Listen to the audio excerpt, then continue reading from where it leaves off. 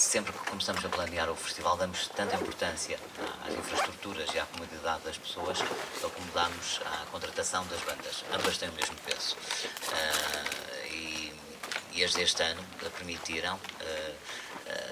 Havia quem me dissesse que o festival tinha menos gente. Isso para mim foi um elogio, porque estamos com a mesma gente do ano passado praticamente e não se notou, precisamente por essas zonas de circulação, por essas novas zonas de alimentação que criamos. As pessoas ganharam uma outra comodidade.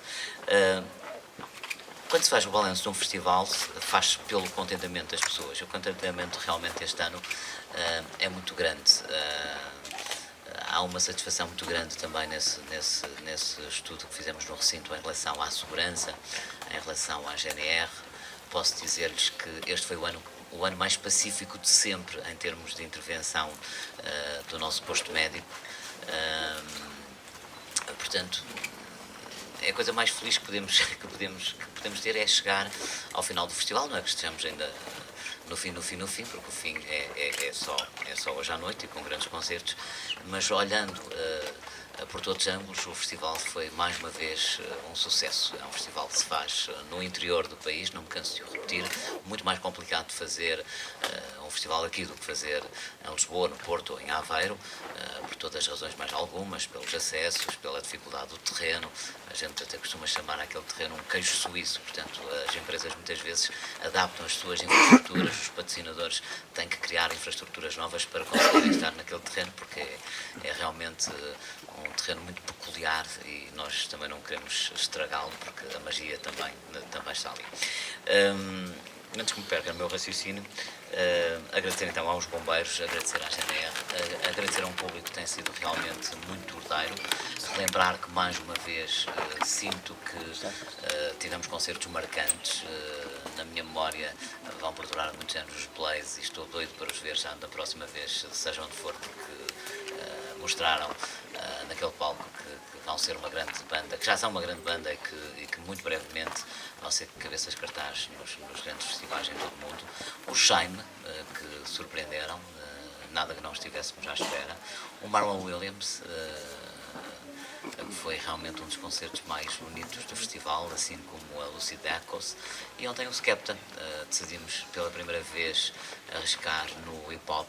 Confesso-lhes que estava receoso.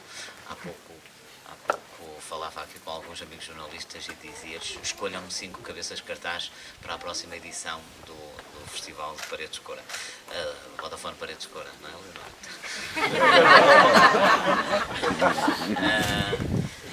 E a verdade é que não é fácil, porque se virmos artistas disponíveis que ainda não estiveram em Portugal, não há assim tantos cabeças de cartaz disponíveis.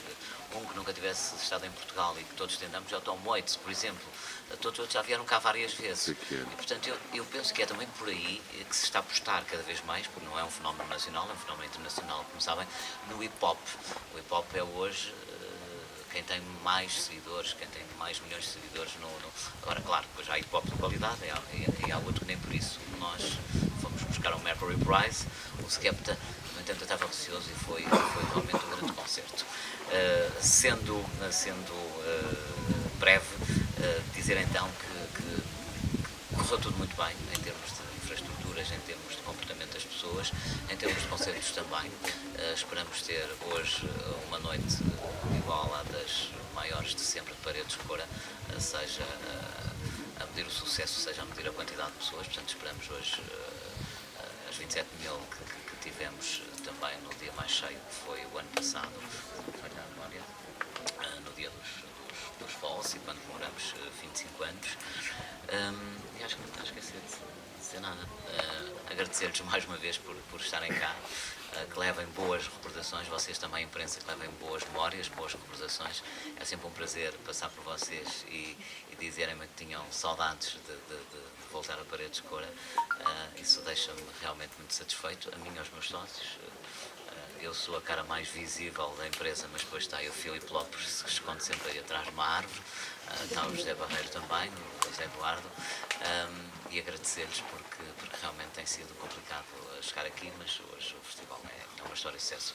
Só para, enfim, dar sequência àquilo que o João estava a contar, eu estava-lhe a contar em primeira mão, porque nós tivemos acesso, de facto, aos resultados dos estudos de recinto, que são inquéritos individuais que nós fazemos todos os dias do festival, e os primeiros 2 dias apontam, de facto, para uma evolução muito boa em tudo o que é a avaliação que as pessoas fazem das infraestruturas e da restauração, que foi totalmente remodelada este ano para muito melhor. Acho que temos um festival que está cada vez mais bonito e as pessoas estão a senti-lo.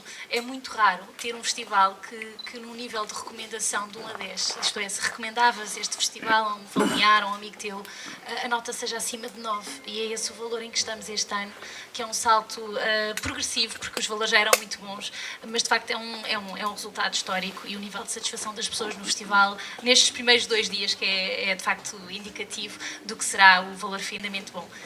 Do nosso lado, eu tenho-me fartado de repetir a muitos de vós, mas é verdade, a história da música em Portugal é marcada pelo Paredes de Cora, é marcada por este festival.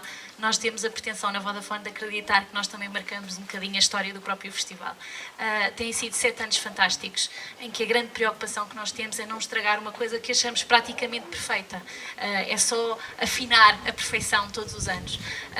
E isso assinala um bocadinho o respeito que a Vodafone tem tido perante um projeto de 5 amigos, que é feito com muito amor. Diz que Cora é amor e é o Coraíso, e este projeto é o símbolo disso mesmo. E, portanto, a Vodafone junta-se a um projeto de amor. E isso significa tratá-lo de uma forma especial. E, portanto, todos os anos fazemos aquela pergunta: como é que nós podemos ser relevantes para este projeto? Como é que podemos fazer a diferença para vários públicos? Não é só para o público do festival, é para a organização do festival, é para as pessoas que estão na vila. Como é que a Vodafone pode ser relevante? Isso é um desafio que nos obriga a um trabalho, todas as edições, um trabalho muito criativo, mas que também é feito com muito gozo, porque eu acho que só as coisas com gozo é que são realmente bem feitas, e este projeto mostra muito isso. E então vou-vos dar alguns exemplos, só 5 exemplos, também não pretendo ser muito longa. O primeiro deles é a Vodafone Music Sessions. As Vodafone Music Sessions estão connosco desde o início, desde há 6 anos que fazemos Vodafone Music Sessions, que são concertos intimistas que fazem um bocadinho no fundo, 2 coisas. A primeira é dar a conhecer os artistas num concerto pequenino, em que dá para tirar a fantástica selfie no final e para ter um preview do que é que vai ser logo à noite, porque normalmente é um artista que vai tocar nesse dia no festival. Portanto, é um momento intimista e, por outro lado, permite abrir a porta de uma vila que tem muita coisa para mostrar e que os festivaleiros provavelmente não conheceriam muitos recantos como este, que é fantástico. Mas ontem, por exemplo, fizemos uma Vodafone Music Session numa pedreira. E é engraçado que a escolha da banda que toca na pedreira é alvo de muita análise e de muita discussão aqui com o João Carvalho, porque tem que ser um casamento que faça sentido. E então ouvir ontem aquela banda argelina a tocar na pedreira, aquilo tudo fazia sentido, e é uma coisa que toca no público que vai assistir às Music Sessions. Portanto, claramente uma ativação para ficar. A outra é a constatação de que este festival é muito mais que música, não é? Este festival é provavelmente o festival com mais cultura que eu conheço em Portugal, porque as pessoas que nos visitam adoram ler, adoram palavras, e em homenagem às palavras nós criámos as Vozes da Escrita. As Vozes da Escrita são sessões de leitura. Havia o Miguel aqui presente, dizia-me: já não me contavam uma história desde que eu era pequenino, e agora de repente tenho um António Zambuja a contar-me uma história, não é? Ou uma Manela Azevedo, ou uma Sara Carinhas, que fez uma interpretação brutal de um texto da Capicua. E é uma hora intimista de contar histórias, prosa, poesia, que depois se replica no dia a seguir num formato diferente, com o José Eduardo Agualusa e com o Calaf dos Buraca. E nós ficamos a pensar que fazemos parte da tal cozinha que o Calaf dizia que usava a cozinha do Zé Eduardo para receber tertúlias literárias e pessoas de vários campos da cultura, e nós sentimos parte dessa cozinha e ao mesmo tempo temos de dar um mergulho no rio, e portanto é um momento especial, e este momento especial só poderia acontecer aqui. E um bocadinho em homenagem a isso, também o ano passado lançámos uma ativação que é a Biblioteca Digital. É aproveitar um bocadinho estas árvores fantásticas que Paredes de Cora tem, e permitir que os jovens descarreguem para os seus tablets e smartphones obras da literatura portuguesa. E, curiosamente, nós já tivemos acesso aos primeiros resultados deste ano. Já houve 1.300 obras descarregadas, gratuitas. Nós não sabemos ainda os resultados das que não são gratuitas, têm um valor simbólico de 2 ou 3 euros, mas confirma-se que Cora é amor. porque De L'amour é o primeiro, o primeiro livro descarregado e o terceiro é o Humor de Perdição. Portanto, eu acho que corrobora esta teoria de que estamos no Coraíso. Por fim, só uma outra nota, que é, às vezes perguntavam também alguns de vocês como é que a tecnologia casa com o Festival de Música. Como é que a Vodafone traz a tecnologia para uma experiência de festival. E este ano eu acho que temos um exemplo muito bom disso, que fizemos em parceria com uma startup que ajudámos a lançar, a Renters, que teve uma ideia, uma iniciativa chamada Lazy Campers, que é um nome que eu acho delicioso, que basicamente consiste em ajudar os jovens a trazer o material de campismo, a alugar material de campismo. Nós sabemos que o material de campismo nós não usamos todo o ano, não é? Usamos assim uns dias, umas semanas, com sorte, e portanto é um material que faz sentido alugar e não comprar, alugar por um preço, enfim, simbólico, nos dias que de facto o material é uso. Para além de que contribui para que seja reutilizado por outras pessoas, por outros campistas, um ano depois, não é? Isso faz todo o sentido, sobretudo num festival como este, que é o triângulo entre cultura, música e ambiente. E este é o festival em que o respeito ao ambiente, enfim, está em todos os cantos. E, portanto, a iniciativa fez tanto sentido que já houve 300 campistas a alugar 450 coisas até ao momento. E já percebi que o recorde está nos barcos. Tu tinhas razão, os barcos são alugados à hora, portanto aquilo faz todo o sentido. E eles alugam, mas já pediram colchões, portanto eles já têm uma lista de pedidos do que devem trazer para o próximo ano para alugar cá. Portanto, não só o aluguer é online, como também é físico. Finalmente, e numa ótica de que o digital de facto também acaba por aumentar um bocadinho a experiência e trazer experiências diferentes, e menos numa ótica utilitária, mas mais numa ótica de entretenimento. Também tivemos um jogo que é o Vodafone Rockout, que teve espalhado também por árvores no recinto e que permitia ter acesso aos brindes da Vodafone. Há alguns brindes que, enfim, já têm assim uma certa tradição.